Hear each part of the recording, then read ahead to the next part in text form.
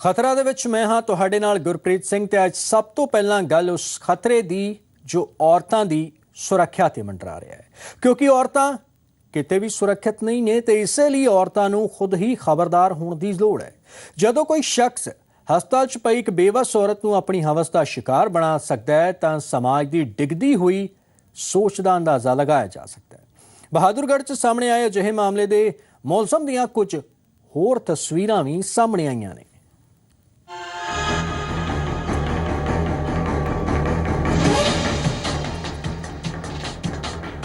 गौर से देख लीजिए इस चेहरे को। ये वही दरिंदा है जिसने आईसीयू में भर्ती एक महिला के साथ हैवानियत को अंजाम देने की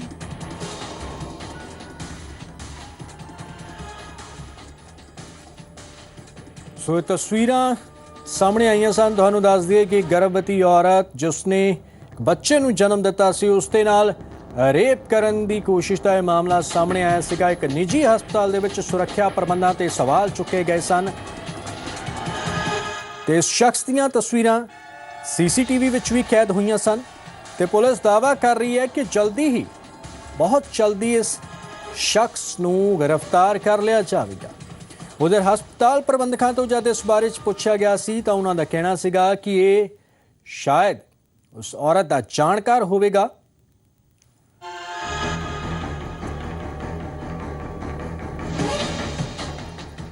सो पुलिस छेती गिरफ्तारी का दावा कर रही है पर सवाल औरतों की सुरक्षा नूं लैके है, खास करके हस्पतालों दे विच। ये निजी हस्पताल की तस्वीर है कि किवें एक शख्स बड़ी आसानी दे नाल आउंदा है ते औरत दे नाल रिंदगी नूं अंजाम देण दी कोशिश करदा है। असफल हुंदा तां फिर उत्थों दी फरार हो जांदा है।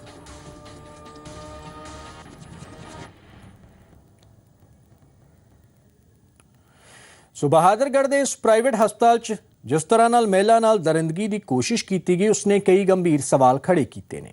सवाल ये ने कि हस्पताल के ICU च कोई मुलाजम तैनात क्यों नहीं सी? रात वेले ICU के अंदर कोई डॉक्टर मौजूद क्यों नहीं सी? ICU च औरत के रोला पाउण ते भी किसी ने पीड़ित की मदद क्यों नहीं की? ते वारदात नूं अंजाम देने तो बाद मुलजम आसानी नाल फरार किवें हो गया? इस वारदात के बाद हस्पताल ते कोई कार्रवाई क्यों नहीं की गई? सो ये सवाल ने जो चुके जा रहे ने इस पूरे मामले तो बाद कि इस दे विच कार्रवाई क्यों नहीं की गई।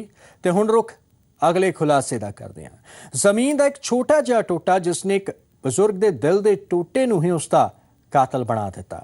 सुणन च वारदात तुहानूं भावें हैरान करे पर यह सच है। यह मामला सामने आया है मुक्तसर तो। जिस पिता दी उंगली फड़ के चलना सिक्ख्या उसे पिता का खून वहाउण तो पहला एक बार भी नहीं सोचा इस कलयुगी पुत्र ने अते अपने लालच नूं पूरा करन दे लई कर दिता अपने ही पिता का कतल। मुक्तसर दे दाणा मंडी दे नेड़े रहण वाले मास्टर सोहन लाल दा अपने पुत्र बिशन कुमार नाल प्रॉपर्टी नूं लैके विवाद चल रहा सी। इसे वजह नाल उन्हां दे विचाले कई बार झगड़े भी होए पर यह विवाद इस तरह नाल खत्म होएगा इसका अंदाजा किसी नूं नहीं सी। इल्जाम ने कि बिशन कुमार ने पहला अपनी 12 बोर दी बंदूक नाल गोली चलाई अते फिर देसी पिस्तौल दे नाल गोली चला के अपने पिता नूं मौत दे घाट उतार दिता। पुलिस ने मौके तो मुलजम पुत्र नूं गिरफ्तार करके दोवें हथियार भी बरामद कर लए ने।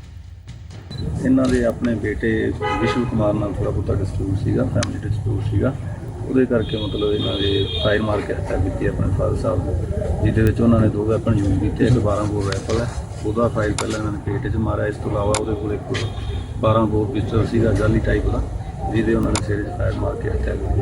ਇਹ ਪੁਰਾਣੀ ਦਾਣਾ ਮੰਡੀ ਇੱਥੇ ਗਊਸ਼ਾਲਾ ਨੇੜੇ ਦੀ ਘਟਨਾ, ਜਿਹਦੇ ਸੰਬੰਧੀ ਅਸੀਂ ਆਪਣੀ ਤਫਤੀਸ਼ ਕਰ ਰਹੇ ਹਾਂ। ਤੇ ਸਰ ਵੈਪਨ ਤੇ ਦੋਸ਼ੀ ਹਾਂ ਵੈਪਨ ਜਿਹੜੇ ਹੈਗੇ ਸਾਡੇ ਕਬਜ਼ੇ 'ਚ, ਦੋਸ਼ੀ ਦੀ ਭਾਲ ਜਾਰੀ। ਰਿਸ਼ਤਿਆਂ ਦੇ ਕਤਲ ਦੀ ਇਸ ਵਾਰਦਾਤ ਨਾਲ ਪੂਰੇ ਇਲਾਕੇ 'ਚ ਦਹਿਸ਼ਤ ਹੈ। ਜ਼ਮੀਨ ਦੇ ਲਾਲਚ ਵਿੱਚ ਆਪਣਿਆਂ ਦਾ ਖੂਨ ਵਹਾਉਣ ਦੇ ਮਾਮਲੇ ਅਕਸਰ ਸਾਹਮਣੇ ਆਉਂਦੇ ਨੇ। ਕਦੀ ਭਰਾ ਦੇ ਖੂਨ ਦਾ ਪਿਆਸਾ ਹੁੰਦਾ ਤਾਂ ਕਦੀ ਪੁੱਤਰ ਆਪਣੇ ਪਿਤਾ ਨੂੰ ਕਤਲ ਕਰਨ ਤੋਂ ਪਿੱਛੇ ਨਹੀਂ ਹਟਦਾ। ਅਜਿਹੇ ਸਮਾਜ ਵਿੱਚ ਰਿਸ਼ਤਿਆਂ ਦੀ ਘੱਟ ਹੁੰਦੀ ਅਹਿਮੀਅਤ ਸਾਫ਼ ਦੇਖੀ ਜਾ ਸਕਦੀ ਹੈ। ਜਸਵਿੰਦਰ ਬੱਬਰ, ਜ਼ੀ ਮੀਡੀਆ, ਮਲੇਰਕੋਟਲਾ।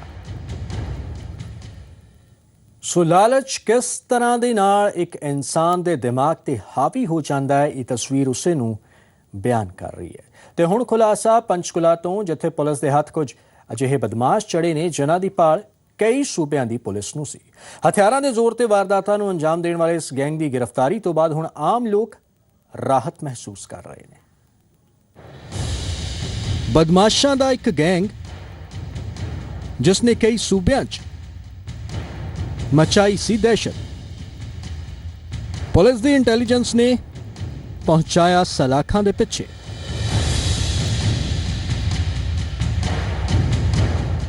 ਕਈ ਵੱਡੀਆਂ ਵਾਰਦਾਤਾਂ ਨੂੰ ਅੰਜਾਮ ਦੇਣ ਵਾਲਾ ਇਹ ਗੈਂਗ ਚੜਿਆ ਪੰਚਕੂਲਾ ਪੁਲਿਸ ਦੇ ਹੱਥੇ, ਜਿਸ ਨੇ ਹਰਿਆਣਾ, ਪੰਜਾਬ ਤੇ ਰਾਜਸਥਾਨ ਦੀ ਪੁਲਿਸ ਦੀ ਨੱਕ 'ਚ ਦਮ ਕੀਤਾ ਹੋਇਆ ਸੀ। ਪਰ ਪੁਲਿਸ ਨੂੰ ਮਿਲੀ ਗੁਪਤ ਸੂਚਨਾ ਇਸ ਗੈਂਗ ਦੀ ਚਲਾਕੀ ਤੇ ਭਾਰੀ ਪੈ ਗਈ ਅਤੇ ਗੈਂਗ ਆ ਗਿਆ ਪੁਲਿਸ ਦੇ ਸ਼ਿਕੰਜੇ 'ਚ।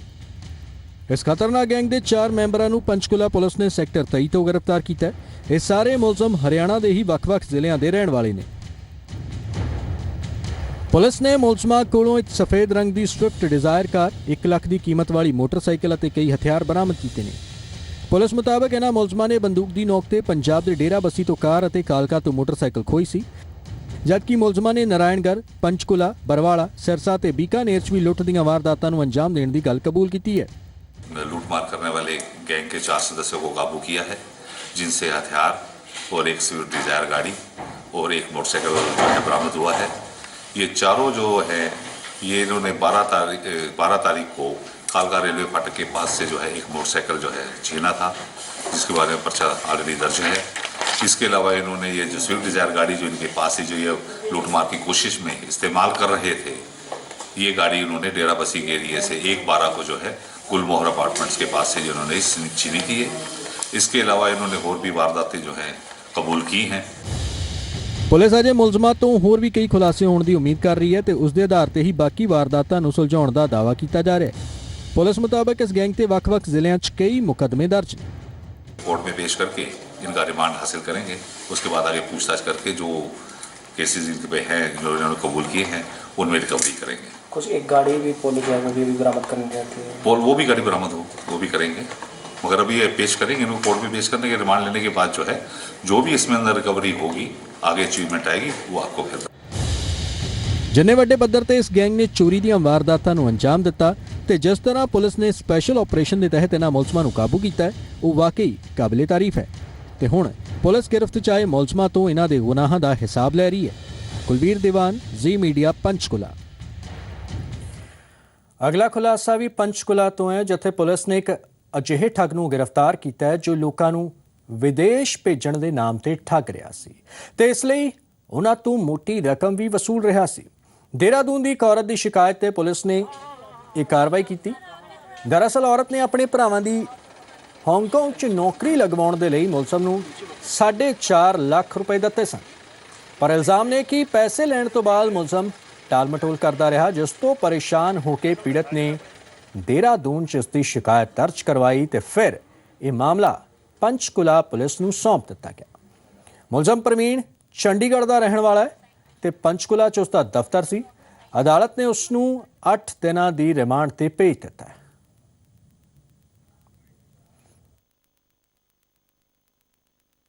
तो उन्होंने कहा कि जैसे ही हम उन्हें 1.5 लाख रुपए पर बंदे का हम देंगे तो वो हमें तुरंत ही 1 हफ्ते के अंदर अंदर मकाऊ में, जो कि हांगकांग में है, वहाँ पे हमें 70 से 80 हज़ार पर मंथ सैलरी का जॉब दिला देंगे।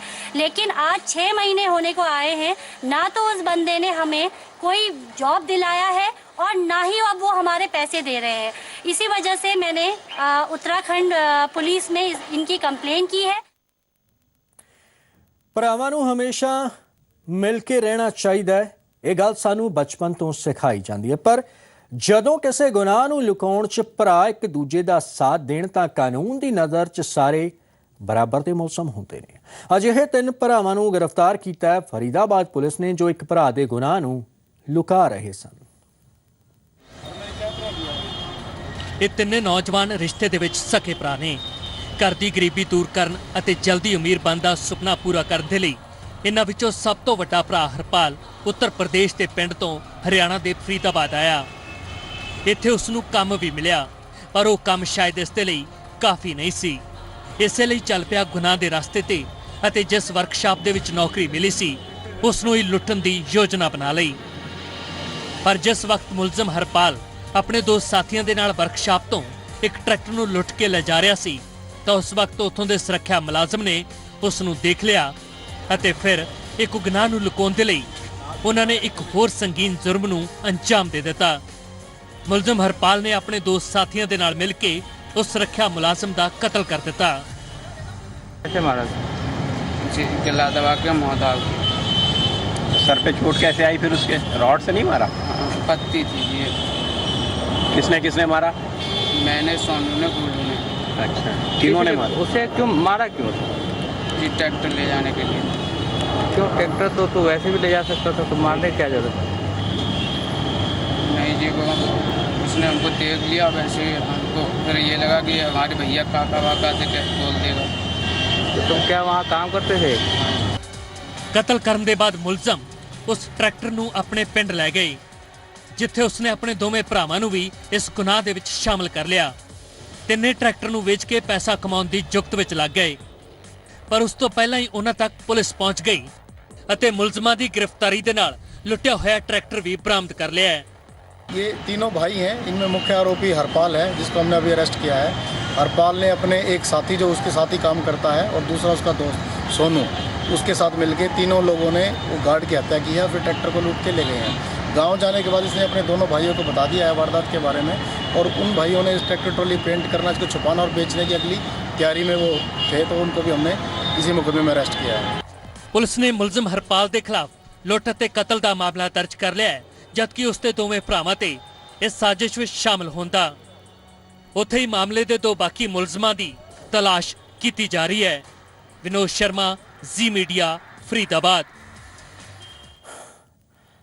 ਤੇ ਹੁਣ ਗੱਲ ਕਰਾਂਗੇ ਉਹਨਾਂ ਬੇਜ਼ੁਬਾਨਾਂ ਦੀ ਜਿਨ੍ਹਾਂ ਦੀ ਨਾ ਤਾਂ ਤਸਕਰੀ ਕਰਨ ਵਾਲਿਆਂ ਦੀ ਘਾਟ ਹੈ ਤੇ ਨਾ ਹੀ ਉਹਨਾਂ ਨੂੰ ਬਚਾਉਣ ਵਾਲਿਆਂ ਦੀ, ਅਤੇ ਉਹਨਾਂ ਦੇ ਵਿਚਾਲੇ ਜੰਗ ਵਾਰ-ਵਾਰ ਸਾਹਮਣੇ ਆਉਂਦੀ ਰਹਿੰਦੀ ਹੈ। ਹਰਿਆਣਾ ਵਿੱਚ ਪਸ਼ੂ ਤਸਕਰ ਬੇਖੌਫ ਹੋ ਕੇ ਘੁੰਮਦੇ ਨੇ। ਬਹੁਤ ਵਾਰ ਪੁਲਿਸ ਇਹਨਾਂ ਤਸਕਰਾਂ ਤੇ ਰੋਕ ਲਗਾਉਣ ਦੀ ਕੋਸ਼ਿਸ਼ ਕਰਦੀ ਹੈ, ਪਰ ਬਾਵਜੂਦ ਉਸ ਤੇ ਇਹ ਗੈਰ ਕਾਨੂੰਨੀ ਕਾਰੋਬਾਰ ਜਾਰੀ ਹੈ। ਕਰਨਾਲ ਪੁਲਿਸ ਨੇ ਪਸ਼ੂ ਤਸਕਰਾਂ ਦੇ ਇੱਕ ਅਜਿਹੇ ਗਿਰੋਹ ਨੂੰ ਗ੍ਰਿਫਤਾਰ ਕੀਤਾ ਜਿਨ੍ਹਾਂ ਨੇ ਫਰਾਰ ਹੋਣ ਦੀ ਕੋਸ਼ਿਸ਼ ਤਾਂ ਬਹੁਤ ਕੀਤੀ, ਪਰ ਕਾਮਯਾਬ ਨਹੀਂ ਹੋ ਸਕੇ। ਹਰਿਆਣਾ ਵਿੱਚ ਪਸ਼ੂ ਸਮਗਲਰਾਂ ਦੀ ਗੁੰਡਾਗਰਦੀ,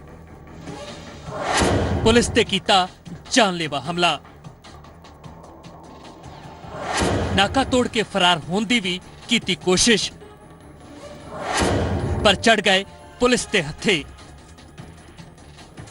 ਜੀ ਹਾਂ, ਪੁਲਿਸ ਦੀ ਗ੍ਰਿਫਤ ਵਿੱਚ ਆਏ ਇਹ ਮੁਲਜ਼ਮ ਪਸ਼ੂ ਸਮਗਲਰ ਨੇ, ਜੋ ਬੇਜ਼ੁਬਾਨਾਂ ਦੀ ਜਾਨ ਤੇ ਦੁਸ਼ਮਣ ਸਨ, ਪਰ ਵੇਲਾ ਰਹਿੰਦੇ ਆ ਗਏ ਨੇ ਪੁਲਿਸ ਦੇ ਸ਼ਿਕੰਜੇ ਵਿੱਚ। ਹਾਲਾਂਕਿ ਪੁਲਿਸ ਦੇ ਲਈ ਇਹਨਾਂ ਨੂੰ ਗ੍ਰਿਫਤਾਰ ਕਰਨਾ ਇੰਨਾ ਸੌਖਾ ਨਹੀਂ ਸੀ। ਪੁਲਿਸ ਨੂੰ ਇਸ ਦੇ ਲਈ ਖਾਸੀ ਮੁਸ਼ੱਕਤ ਕਰਨੀ ਪਈ ਹੈ। ਦਰਅਸਲ ਪੁਲਿਸ ਨੂੰ ਸੂਚਨਾ ਮਿਲੀ ਸੀ ਕਿ ਕੁਝ ਸਮਗਲਰ ਇੱਕ ਟਰੱਕ ਦੇ ਵਿੱਚ ਪਸ਼ੂਆਂ ਨੂੰ ਲੈ ਕੇ ਜਾ ਰਹੇ ਨੇ, ਜਿਸ ਦੇ ਬਾਅਦ ਕਰਨਾਲ ਦੇ ਕਸ਼ਾਵਾ ਪਿੰਡ ਵਿੱਚ ਪੁਲਿਸ ਨੇ ਨਾਕੇਬੰਦੀ ਕਰ ਦਿੱਤੀ। ਜਿਵੇਂ ਹੀ ਪੁਲਿਸ ਨੇ ਮੁਲਜ਼ਮਾਂ ਨੂੰ ਨਾਕੇ ਤੇ ਰੋਕਣ ਦੀ ਕੋਸ਼ਿਸ਼ ਕੀਤੀ ਤਾਂ ਮੁਲਜ਼ਮਾਂ ਨੇ ਪੁਲਿਸ ਤੇ ਫਾਇਰਿੰਗ ਕਰ ਦਿੱਤੀ। ਜਵਾਬੀ ਕਾਰਵਾਈ ਦੇ ਵਿੱਚ ਪੁਲਿਸ ਨੇ ਵੀ ਮੁਲਜ਼ਮਾਂ ਤੇ ਫਾਇਰਿੰਗ ਕੀਤੀ, ਜਿਸ ਵਿੱਚ ਇੱਕ ਮੁਲਜ਼ਮ ਜ਼ਖਮੀ ਹੋ ਗਿਆ, ਜਿਸ ਨੂੰ ਬਾਅਦ ਵਿੱਚ ਹਸਪਤਾਲ ਵਿੱਚ ਦਾਖਲ ਕਰਵਾਇਆ ਗਿਆ ਹੈ, जबकि बाकी के 3 मुलजमान ਨੂੰ पुलिस ने गिरफ्तार कर लिया है। मुकुरी वैली में गाड़ी आ रही है, वहाँ से अपना बैल लेके जा रहे हैं यूपी में, तो उन्होंने नाकाबंदी की। नाकाबंदी पे उन्होंने पुलिस पार्टी के ऊपर फायर किए और गाड़ी के ऊपर भी। तो उसके बाद 4 आदमियों को अरेस्ट कर लिया और 3 को कोर्ट में पेश किया और 2 दिन का पुलिस रिमांड लिया है पूछताछ के लिए, कहाँ से हथियार लेके आए हैं, कहाँ से बैल वगैरह लेके आए हैं। तो अब इन्वेस्टिगेशन अभी किसी पशु तस्कर को गोली लगी है? हाँ, एक को नॉर्मल गोली लगी है, तो हॉस्पिटल में एडमिट है। तो बाकी अपना मुलाजिम जो है बड़े बाल बचे हैं और बाकी आगे इन्वेस्टिगेशन। एक बार फिर पुलिस ने स्मगलिंग करके ले जाए जा रहे पशुओं ਨੂੰ ਬਚਾ ਲਿਆ ਹੈ, ਪਰ ਜਿਸ ਤਰ੍ਹਾਂ ਰੋਕ ਦੇ ਬਾਵਜੂਦ ਪਸ਼ੂਆਂ ਦੀ ਸਮਗਲਿੰਗ ਧੜੱਲੇ ਦੇ ਨਾਲ ਜਾਰੀ ਹੈ ਅਤੇ ਜਿਸ ਤਰ੍ਹਾਂ ਸਮਗਲਰ ਬੇਖੌਫ ਹੋ ਕੇ ਇਸ ਅਪਰਾਧ ਨੂੰ ਅੰਜਾਮ ਦੇ ਰਹੇ ਨੇ, ਉਸ ਨਾਲ ਕਿਤੇ ਨਾ ਕਿਤੇ ਇਹ ਸਵਾਲ ਜ਼ਰੂਰ ਖੜਾ ਹੁੰਦਾ ਹੈ ਕਿ ਆਖਿਰ ਕਿਉਂ ਇਹਨਾਂ ਤੇ ਰੋਕ ਲਾਉਣਾ ਮੁਸ਼ਕਿਲ ਹੁੰਦਾ ਜਾ ਰਿਹਾ ਹੈ। ਕਰਮਜੀਤ ਸਿੰਘ ਵਿਰਕ, ਜ਼ੀ ਮੀਡੀਆ, ਕਰਨਾਲ। ਸੈਲਫੀ ਦੇ ਕ੍ਰੇਜ਼ ਦੇ ਚੱਕਰ ਵਿੱਚ ਲੋਕ ਆਪਣੀ ਜਾਨ ਵੀ ਦਾਅ ਤੇ ਲਾਉਣ ਤੋਂ ਪਰਹੇਜ਼ ਨਹੀਂ ਕਰਦੇ, ਜਿਸ ਦੇ ਮਾੜੇ ਨਤੀਜੇ ਅਕਸਰ ਹੀ ਸਾਹਮਣੇ ਆਉਂਦੇ ਰਹਿੰਦੇ ਨੇ। ਤਾਜ਼ਾ ਮਾਮਲਾ ਪਟਿਆਲਾ ਤੋਂ ਸਾਹਮਣੇ ਆਇਆ, ਜਿੱਥੇ ਰੇਲਵੇ ਟਰੈਕ ਤੇ ਸੈਲਫੀ ਲੈਣ ਦੇ ਚੱਕਰ 'ਚ ਨੌਜਵਾਨ ਦੀ ਜਾਨ ਚਲੀ ਗਈ। ਰੇਲਵੇ ਟਰੈਕ ਤੇ ਡੁੱਲਿਆ ਖੂਨ, ਨੇੜੇ ਪਈ ਲਾਸ਼ ਅਤੇ ਰੋਂਦੇ ਲੋਕ। ਤਸਵੀਰਾਂ ਪਟਿਆਲਾ ਦੇ ਪਿੰਡ ਥੂਹੀ ਦੀਆਂ ਨੇ, ਜਿੱਥੇ ਸੈਲਫੀ ਲੈਣ ਦਾ ਕ੍ਰੇਜ਼ ਇੱਕ ਨੌਜਵਾਨ ਦੀ ਜਾਨ ਤੇ ਭਾਰੀ ਪੈ ਗਿਆ। ਮਿਲੀ ਜਾਣਕਾਰੀ ਮੁਤਾਬਕ ਨੌਜਵਾਨ ਅਮਨਪ੍ਰੀਤ ਸਿੰਘ ਰੇਲਵੇ ਟਰੈਕ ਤੇ ਸੈਲਫੀ ਖਿੱਚ ਰਿਹਾ ਸੀ, ਪਰ ਉਸ ਨੂੰ ਪਿੱਛੋਂ ਆਉਂਦੀ ਰੇਲ ਗੱਡੀ ਦਾ ਧਿਆਨ ਨਹੀਂ ਰਿਹਾ ਤੇ ਉਹ ਰੇਲ ਗੱਡੀ ਦੀ ਲਪੇਟ 'ਚ ਆ ਕੇ ਨਹਿਰ 'ਚ ਡਿੱਗ ਪਿਆ। ਪ੍ਰਤੱਖਦਰਸ਼ੀਆਂ ਮੁਤਾਬਕ ਉਹ ਖੇਤਾਂ 'ਚ ਕੰਮ ਕਰ ਰਹੇ ਸਨ ਤਾਂ ਉਹਨਾਂ ਨੂੰ ਰੇਲ ਗੱਡੀ ਵੱਲੋਂ ਲਗਾਤਾਰ ਹਾਰਨ ਦਿੱਤੇ ਜਾਣ ਤੇ ਨਜ਼ਰ ਰੇਲਵੇ ਟਰੈਕ ਤੇ ਗਈ, ਜਿਸ ਤੋਂ ਬਾਅਦ ਉਹਨਾਂ ਇਹ ਹਾਦਸਾ ਦੇਖਿਆ। बेजे ਅਸੀਂ ਸਾਹਮਣੇ ਖੇਤ 'ਚ ਪਾਣੀ ਲਾ ਰਹੇ ਸੀ, ਉਰੇ ਦੋ ਮੁੰਡੇ ਖੜੇ ਸੀਗੇ, ਉਹ ਮੋਬਾਈਲ ਆਪਣੇ ਪਤਾ ਨਹੀਂ ਮੋਬਾਈਲ ਤੇ ਉਹਨਾਂ ਕੋਲ ਪਤਾ ਨਹੀਂ ਕੈਮਰਾ ਸੀਗਾ, ਫੋਟੋਆਂ ਖਿੱਚ ਰਹੀ ਸੀ। ਗੱਡੀ ਇੱਧਰੋਂ ਦਾਦਰ ਆਈ ਹੈ 11:30 ਵਾਲੀ, ਉਹਨੇ ਗੱਡੀ ਵਾਲੇ ਨੇ ਬਹੁਤ ਹਾਰਨ ਮਾਰੇ ਨੇ, ਉਹਨਾਂ ਨੇ ਇੱਕ ਨਹੀਂ ਸੁਣਿਆ ਉਹਦਾ ਹਾਰਨ। ਬਸ ਫਿਰ ਉਹਨੇ ਲਵੇ ਆ ਕੇ ਫੇਟ ਲੱਗੀ ਗੱਡੀ, ਮੁੰਡਾ ਨਹਿਰ 'ਚ ਗਿਰ ਗਿਆ ਨਾਲ ਦੀ ਨਾਲ। ਪੁਲਿਸ ਵੱਲੋਂ ਗੋਤਾਖੋਰਾਂ ਦੀ ਮਦਦ ਨਾਲ 4 ਘੰਟੇ ਦੀ ਮਸ਼ੱਕਤ ਤੋਂ ਬਾਅਦ ਨੌਜਵਾਨ ਦੀ ਲਾਸ਼ ਬਾਹਰ ਕੱਢੀ ਗਈ। ਪੁਲਿਸ ਨੇ ਪ੍ਰਤੱਖਦਰਸ਼ੀਆਂ ਤੇ ਮ੍ਰਿਤਕ ਦੇ ਪਰਿਵਾਰ ਦੇ ਬਿਆਨਾਂ ਤੇ ਕਾਰਵਾਈ ਸ਼ੁਰੂ ਕਰ ਦਿੱਤੀ। ਸਟੇਸ਼ਨ ਮਾਸਟਰ ਵੱਲੋਂ ਮੀਮੋ ਆਈ ਸੀਗੀ ਵੀ ਇੱਕ ਜਿਹੜਾ ਲੜਕਾ ਸੀਗਾ ਇੱਥੇ ਨਹਿਰ ਦੇ ਪੁਲ ਦੇ ਕੋਲੇ ਖੜਾ ਫੋਟੋ ਖਿੱਚ ਰਿਹਾ ਸੀਗਾ, ਜਿਹੜਾ ਟ੍ਰੇਨ ਦੇ ਨਾਲ ਟਕਰਾ ਕੇ ਨਹਿਰ ਦੇ ਵਿੱਚ ਡਿੱਗ ਗਿਆ। ਹੁਣ ਅਸੀਂ ਮੌਕੇ ਤੇ ਆਏ ਸੀ, ਉਹਦੇ ਜਿਹੜੇ ਵਾਰਸਾਂ ਨੇ ਉੱਥੇ ਅੱਗੇ ਜਾੜ ਲਾਇਆ ਹੋਇਆ ਤੇ ਜਿਹੜੀ ਤਫਤੀਸ਼ ਆ ਉਹ ਜਾਰੀ ਆ। ਜਿਸ ਤਰ੍ਹਾਂ ਵੀ ਉਹਨਾਂ ਦੇ ਬਿਆਨ ਹੋਣਗੇ ਉਦੋਂ ਦੀ ਜਿਹੜੀ ਕਾਰਵਾਈ ਅਮਲ ਦੇ ਵਿੱਚ ਲਿਆਂਦੀ ਜਾਊਗੀ। ਸੈਲਫੀ ਲੈਣਾ ਅੱਜਕੱਲ ਦੇ ਨੌਜਵਾਨਾਂ ਲਈ ਫੈਸ਼ਨ ਬਣ ਗਿਆ ਤੇ ਇਸ ਫੈਸ਼ਨ ਦੇ ਚੱਕਰ 'ਚ ਬੇਧਿਆਨੇ ਹੋਏ ਨੌਜਵਾਨ ਅਕਸਰ ਹੀ ਹਾਦਸਿਆਂ ਦਾ ਸ਼ਿਕਾਰ ਹੁੰਦੇ ਨੇ। ਅਵਤਾਰ ਗਿੱਲ, ਜ਼ੀ ਮੀਡੀਆ, ਪਟਿਆਲਾ। ਪਠਾਨਕੋਟ ਤੋਂ ਫੜੇ ਗਏ ਸ਼ੱਕੀ ਇਰਸ਼ਾਦ ਨੂੰ ਅਦਾਲਤ 'ਚ ਪੇਸ਼ ਕੀਤਾ ਗਿਆ। ਅਦਾਲਤ ਨੇ ਇਰਸ਼ਾਦ ਨੂੰ 26 ਫਰਵਰੀ ਤੱਕ ਜੁਡੀਸ਼ੀਅਲ ਰਿਮਾਂਡ ਤੇ ਭੇਜ ਦਿੱਤਾ ਹੈ। ਇਰਸ਼ਾਦ ਨੂੰ ਪਠਾਨਕੋਟ ਪੁਲਿਸ ਨੇ ਜਾਸੂਸੀ ਦੇ ਇਲਜ਼ਾਮਾਂ 'ਚ ਗ੍ਰਿਫਤਾਰ ਕੀਤਾ ਸੀ। ਪਠਾਨਕੋਟ ਮਾਮਲੇ ਦੇ ਵਿੱਚ ਲਗਾਤਾਰ ਜਾਂਚ ਅੱਗੇ ਵਧ ਰਹੀ ਹੈ, ਦਾਇਰਾ ਵਧ ਰਿਹਾ ਅੱਗੇ ਤੇ ਜੋ ਸ਼ੱਕੀ ਗ੍ਰਿਫਤਾਰ ਕੀਤੇ ਗਏ ਨੇ ਉਹਨਾਂ ਤੇ ਵੀ ਸ਼ਿਕੰਜਾ ਕੱਸਦਾ ਜਾ ਰਿਹਾ ਹੈ। ਨਕਲੀ ਨੋਟਾਂ ਦੇ ਸੌਦਾਗਰਾਂ ਤੇ ਲਖਨਊ ਪੁਲਿਸ ਨੇ ਸ਼ਿਕੰਜਾ ਕੱਸ ਦਿੱਤਾ ਹੈ। ਇਹ ਲੋਕ ਪ੍ਰਿੰਟਰ ਤੋਂ 100 ਦੇ ਨਕਲੀ ਨੋਟ ਤਿਆਰ ਕਰਕੇ ਬਾਜ਼ਾਰ ਵਿੱਚ ਚਲਾ ਰਹੇ ਸਨ। ਪੁਲਿਸ ਨੇ ਗਿਰੋਹ ਦੇ 5 ਮੈਂਬਰਾਂ ਨੂੰ ਗ੍ਰਿਫਤਾਰ ਕੀਤਾ। ਦੇਸ਼ ਦੇ ਅਰਥਚਾਰੇ ਨੂੰ ਕਮਜ਼ੋਰ ਕਰਨ ਦੀ ਸਾਜ਼ਿਸ਼ ਇੱਕ ਵਾਰ ਮੁੜ ਤੋਂ ਬੇਪਰਦਾ ਹੋ ਗਈ ਹੈ। ਖਬਰ ਉੱਤਰ ਪ੍ਰਦੇਸ਼ ਦੀ ਰਾਜਧਾਨੀ ਲਖਨਊ ਤੋਂ ਸਾਹਮਣੇ ਆਈ ਹੈ, ਜਿੱਥੇ ਥਾਣਾ ਆਲਮਬਾਗ ਪੁਲਿਸ ਨੇ ਇੱਕ ਅਜਿਹੇ ਗਿਰੋਹ ਨੂੰ ਫੜਨ 'ਚ ਸਫਲਤਾ ਹਾਸਲ ਕੀਤੀ ਹੈ ਜੋ ਪ੍ਰਿੰਟਰ ਤੋਂ 100 ਦੇ ਨਕਲੀ ਨੋਟ ਛਾਪ ਕੇ ਬਾਜ਼ਾਰ ਵਿੱਚ ਚਲਾ ਰਿਹਾ ਸੀ। ਪੁਲਿਸ ਨੇ ਨਕਲੀ ਨੋਟਾਂ ਦੀ ਤਸਕਰੀ ਦਾ ਭੰਡਾਫੋੜ ਕਰਦੇ ਹੋਏ 5 ਤਸਕਰਾਂ ਨੂੰ 11,000 ਰੁਪਏ ਦੇ ਜਾਲੀ ਨੋਟਾਂ ਦੇ ਨਾਲ ਕਾਬੂ ਕੀਤਾ ਹੈ। ਇਸ ਤੋਂ ਇਲਾਵਾ ਪੁਲਿਸ ਨੇ ਮੁਲਜ਼ਮਾਂ ਤੋਂ ਮੋਟਰਸਾਈਕਲ ਅਤੇ 2 ਅਸਲੇ, ਸਕੈਨਰ ਅਤੇ ਪ੍ਰਿੰਟਰ ਦੇ ਨਾਲ 2 ਤਮੰਚੇ ਵੀ ਬਰਾਮਦ ਕੀਤੇ ਨੇ। ਫੜੇ ਗਏ ਮੁਲਜ਼ਮਾਂ ਦੇ ਵਿੱਚੋਂ ਦੀ 2 ਨਰਸਿੰਗ ਦੀ ਪੜ੍ਹਾਈ ਵੀ ਕਰ ਰਹੇ ਸਨ। ਪੁਲਿਸ ਦੇ ਮੁਤਾਬਕ ਮੁਲਜ਼ਮ ਜਾਲੀ ਨੋਟ ਬਣਾ ਕੇ ਦੁਕਾਨਾਂ ਵਿੱਚ ਚਲਾਉਣ ਦਾ ਧੰਦਾ ਕਰਦੇ ਸਨ ਅਤੇ 100 ਰੁਪਏ ਦੀ ਨਕਲੀ ਨੋਟਾਂ ਦੀ ਕਾਪੀ ਬਣਾਉਂਦੇ ਸਨ, ਕਿਉਂਕਿ 100 ਦੇ ਨੋਟ ਬਾਜ਼ਾਰ ਵਿੱਚ ਆਸਾਨੀ ਦੇ ਨਾਲ ਚੱਲ ਜਾਂਦੇ ਨੇ, ਜਦਕਿ 500 ਜਾਂ ਫਿਰ 1000 ਰੁਪਏ ਦੇ ਨੋਟ ਦੀ ਜ਼ਿਆਦਾ ਛਾਣਬੀਣ ਹੁੰਦੀ ਹੈ। ਜਿਨ੍ਹਾਂ ਮੁਲਜ਼ਮਾਂ ਨੂੰ ਗ੍ਰਿਫਤਾਰ ਕੀਤਾ ਗਿਆ ਉਹਨਾਂ ਵਿੱਚ ਲਖਨਊ ਦੇ ਆਲਮਬਾਗ ਨਿਵਾਸੀ ਸਰਦਾਰ ਦੀਪਕ ਖੁਰਾਨਾ, ਰਾਹੁਲ ਜਾਇਸਵਾਲ ਔਰ ਅੰਸਾਰ, ਜਦਕਿ ਬਹਿਰਾਈਚ ਨਿਵਾਸੀ ਵਿਵੇਕ ਸਿੰਘ ਅਤੇ ਯੋਗੇਂਦਰ ਬਸਤੀ ਦੇ ਰਹਿਣ ਵਾਲੇ ਨੇ। ਸਾਰੇ ਮੁਲਜ਼ਮਾਂ ਦੀ ਉਮਰ 20 ਤੋਂ 25 ਵਰਿਆਂ ਦੇ ਵਿਚਾਲੇ ਦੱਸੀ ਜਾ ਰਹੀ ਹੈ। थाना आलमबाग पुलिस के द्वारा 5 अभियुक्तों को गिरफ्तार किया गया है। इनके पास से एक करेंसी बरामद हुई है, एक करेंसी बनाने वाला प्रिंटर बरामद हुआ है, 2 तमंचे बरामद हुए हैं और मोटरसाइकिलें बरामद हुई हैं। इन सबको गिरफ्तार किया गया है। किस तरह से ये लोग नकली नोट बनाते थे? नकली नोट बनाने का तरीका आप देख ही रहे हैं। जो प्रिंटर है इससे असली नोट से प्रिंट करते थे, प्रिंट करने के पश्चात उसे निकाल के बाज़ारों में चलाते थे और असली नोट की तरह ही परिलक्षित होती थी। किसी को नंगी आंख से नहीं पता चलता था कि ये नकली नोट है या असली नोट है। इस रूप में ये कामयाब हो जाते थे। ਸਾਫ਼ ਹੈ ਕਿ ਘੱਟ ਉਮਰ ਵਿੱਚ ਜ਼ਿਆਦਾ ਪੈਸੇ ਕਮਾਉਣ ਦੀ ਚਾਹਤ ਨੇ ਇਹਨਾਂ ਨੌਜਵਾਨਾਂ ਨੂੰ ਅਪਰਾਧੀ ਬਣਾ ਦਿੱਤਾ ਹੈ। ਜਾਲੀ ਨੋਟ ਛਾਪ ਕੇ ਆਪਣੀ ਜ਼ਿੰਦਗੀ ਨੂੰ ਐਸ਼ੋ ਆਰਾਮ ਨਾਲ ਚਲਾਉਣ ਦੀ ਖਵਾਹਿਸ਼ ਰੱਖਦੇ ਸਨ, ਪਰ ਅੱਜ ਇਸੇ ਅਪਰਾਧ ਨੇ ਉਹਨਾਂ ਨੂੰ ਪਹੁੰਚਾ ਦਿੱਤਾ ਹੈ ਜੇਲ੍ਹ ਦੀਆਂ ਸਲਾਖਾਂ ਦੇ ਪਿੱਛੇ, ਜਿੱਥੇ ਕਾਨੂੰਨ ਹੁਣ ਇਹਨਾਂ ਦਾ ਇਨਸਾਫ ਕਰੇਗਾ। ਵਿਵੇਕ ਤਿਵਾਰੀ, ਜ਼ੀ ਮੀਡੀਆ, ਲਖਨਊ। यूपी ਦੇ ਬਾਗਪਤ ਵਿੱਚ ਔਰਤ ਚੋਰਾਂ ਨੇ ਵੇਖਦੇ ਹੀ ਵੇਖਦੇ ਲੱਖਾਂ ਦਾ ਸਮਾਨ ਗਾਇਬ ਕਰ ਦਿੱਤਾ। ਸੀਸੀਟੀਵੀ ਵਿੱਚ ਔਰਤ ਚੋਰ ਦੀ ਇਹ ਪੂਰੀ ਜੋ ਕਰਤੂਤ ਸੀ ਉਹ ਕੈਦ ਹੋ ਗਈ। ਦੱਸਿਆ ਜਾ ਰਿਹਾ ਕਿ ਮਾਂ ਤੇ ਧੀ ਬਣ ਕੇ 2 ਔਰਤਾਂ ਜੁਐਲਰੀ ਦੁਕਾਨ ਵਿੱਚ ਗਹਿਣੇ ਖਰੀਦਣ ਦੇ ਲਈ ਆਈਆਂ। ਦੁਕਾਨਦਾਰ ਨੂੰ ਗੱਲਾਂ ਵਿੱਚ ਉਲਝਾਉਂਦੇ ਹੀ ਲੱਖਾਂ ਰੁਪਇਆਂ ਦੇ ਗਹਿਣਿਆਂ ਤੇ ਹੱਥ ਸਾਫ਼ ਕਰ ਦਿੱਤਾ। ਪੁਲਿਸ ਸੀਸੀਟੀਵੀ ਫੁਟੇਜ ਦੇ ਆਧਾਰ ਤੇ ਪੁਲਿਸ ਨੇ ਮਾਮਲਾ ਦਰਜ ਕਰ ਲਿਆ ਹੈ ਅਤੇ ਇਹਨਾਂ ਦੀ ਭਾਲ ਕੀਤੀ ਜਾ ਰਹੀ ਹੈ। ਸੋ ਇਹ ਤਸਵੀਰਾਂ ਸੀਸੀਟੀਵੀ ਜ਼ਰੀਏ ਸਾਹਮਣੇ ਆਈਆਂ ਨੇ। ਦੁਕਾਨ ਦੀਆਂ ਤਸਵੀਰਾਂ ਨੇ ਜਿਸ ਨੂੰ ਨਿਸ਼ਾਨਾ ਬਣਾਇਆ ਗਿਆ ਤੇ ਉਹ ਮਾਂ ਧੀ ਬਣ ਕੇ ਜੋ ਔਰਤ ਚੋਰ ਇੱਥੇ ਪਹੁੰਚੀਆਂ ਸਨ, ਉਹਨਾਂ ਦੀ ਤਸਵੀਰ ਹੈ। ਦੇਖਿਆ ਜਾ ਸਕਿਆ ਕਿ ਕਿਸ ਤਰ੍ਹਾਂ ਦੇ ਨਾਲ ਦੁਕਾਨਦਾਰ ਨੂੰ ਗੱਲਾਂ ਚੁਲਚਾ ਕੇ ਇਹਨਾਂ ਨੇ ਉੱਥੋਂ ਦੀ ਗਹਿਣੇ ਚੋਰੀ ਕੀਤੇ ਨੇ। ਤੁਹਾਨੂੰ ਸਾਡਾ ਅੱਜ ਦਾ ਇਹ ਪ੍ਰੋਗਰਾਮ ਕਿਹੋ ਜਿਹਾ ਲੱਗਿਆ, ਇਸ ਬਾਰੇ 'ਚ ਆਪਣੇ ਸੁਝਾਅ ਤੁਸੀਂ ਸਾਨੂੰ editor.punjabi@zeemediagroup.com ਤੇ ਭੇਜ ਸਕਦੇ ਹੋ। ਤੁਸੀਂ ਸਾਨੂੰ ਆਨਲਾਈਨ ਵੇਖ ਸਕਦੇ ਹੋ, ਲੌਗ ਔਨ ਕਰੋ zeepunjab.com ਤੇ। ਫੇਸਬੁੱਕ ਤੇ ਤੁਸੀਂ ਸਾਡੇ ਨਾਲ ਜੁੜ ਸਕਦੇ ਹੋ, ਜ਼ੀ ਪੰਜਾਬ ਹਰਿਆਣਾ ਹਿਮਾਚਲ ਸਾਡਾ ਫੇਸਬੁੱਕ ਪੇਜ ਆ, ਤੇ ਤੁਸੀਂ ਸਾਡੇ ਨਾਲ ਟਵਿੱਟਰ ਤੇ ਵੀ ਜੁੜ ਸਕਦੇ ਹੋ। ਖਤਰਾ ਵਿੱਚ ਅੱਜ ਦੇ ਲਈ ਇੰਨਾ ਹੀ, ਦਿਓ ਇਜਾਜ਼ਤ।